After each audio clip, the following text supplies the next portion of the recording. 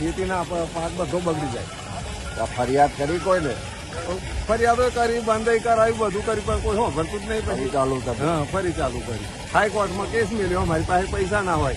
આવા પાણીમાં પગ કે હાથે થાય તો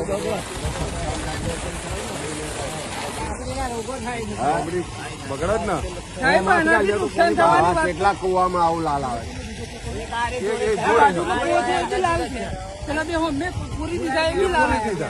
પેલો ચાલુ છે. હા, એ ચાલુ કે અમે મોટો છે એ બતાવીએ ચાલુ કરી. આજે જનાક્રોશ યાત્રા સતત લોકોની વચ્ચે રહી ને બાલાસિનોર મહીસાગર જિલ્લામાં પહોંચી છે. જે રીતે બાલાસિનોર શહેરમાંથી યાત્રા પસાર થઈ ત્યારે બાલાસિનોર શહેરના લોકોએ પોતાની તકલીફો, પીડા ખૂબ આક્રોશ સાથે કીધી કે છેલ્લા 2 મહિનાથી આખા બાલાસિનોરમાં કોલેરા અને રોગના કારણે લગભગ 300 કરતા વધારે કેસ થયા. અનેક લોકો વારંવાર હોસ્પિટલમાં દાખલ કરવા પડે છે. આજે રોજ બાલાસિનોર શહેરમાંથી 15-20 કોલેરાના કેસ આવે છે. પ્રજા ટેક્સ ભરે છે, સરકારની જવાબદારી છે. નગરપાલિકામાં ભાજપના સત્તાધીશો હોય, ચીફ ઓફિસર હોય, કાયદામાં જોગવાઈ છે કે જો એ લોકોને સ્વાસ્થ્ય ના પૂરું પાડી શકે, શુદ્ધ પીવાનું પાણી પૂરું ના પાડી શકે, રોગચાળાથી બચાવી ના શકાય તેવા તમામ લોકો સામે કાયદેસર કાર્યવાહી થવી જોઈએ. આજે 2 મહિનાથી પ્રશ્ન છે.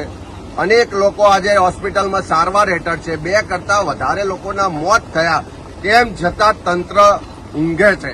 ગાંધીનગરમાં બેઠેલા મુખ્યમંત્રી અને એમના મંત્રીઓ એમના રાજકીય એજન્ડામાં વ્યસ્ત છે. પણ આ બાલાસિનોરની પ્રજા 2 મહિનાથી કોલેરાથી, રોગચાળાથી હેરાન પરેશાન છે. એના માટે એમના પેટનું પાણી પણ હાલતું નથી. એવો આખો આક્રોશ પ્રજાનો આ જનાક્રોશ યાત્રામાં જોવા મળ્યો.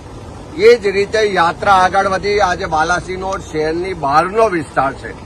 તમે જોઈ શકો છો કે અહીંયા સામે ડમ્પિંગ સાઇટ છે, જે વર્ષોથી આખા ગુજરાતમાંથી જે કેમિકલ વેસ્ટ છે, જે ગંદકી છે, જે હાનિકારક કચરો છે, એનું ડમ્પિંગ અહીંયા કરવામાં આવે છે. એને અટકાવવા માટે પ્રજાએ વારંવાર આંદોલનો કર્યા, ખૂબ વિરોધ થયો.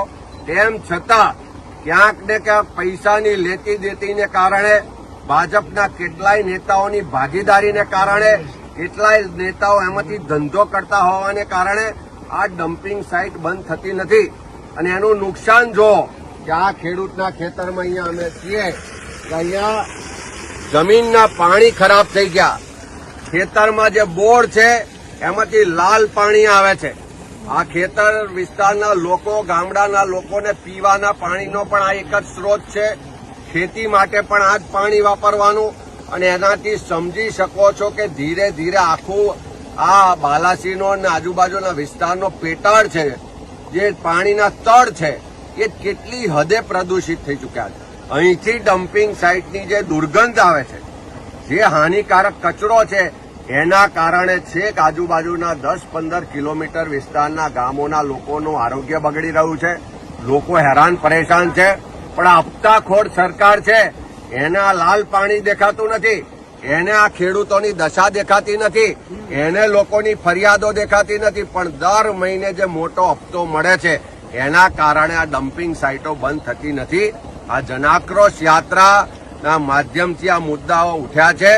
આવનારા દિવસોમાં આ લોકોના મુદ્દાને લઈ અને સડકથી લઈને સંસદમાં પણ લડીશું, લોકોને લઈને રસ્તા પર પણ ઉતરીશું અને વિધાનસભાના સત્રમાં સરકાર પાસે પણ જવાબ માંગીશું કે આ લાલ પાણી થાય છે, તમારે જે ડમ્પિંગ સાઇટ છે, તમારો વિકાસ છે, આ સ્થાનિકોના ભોગે થઈ રહ્યો છે. તમે જે હપ્તા લો છો પણ એની પાછળ આ લોકોનું જીવન બરબાદ થઈ રહ્યું છે.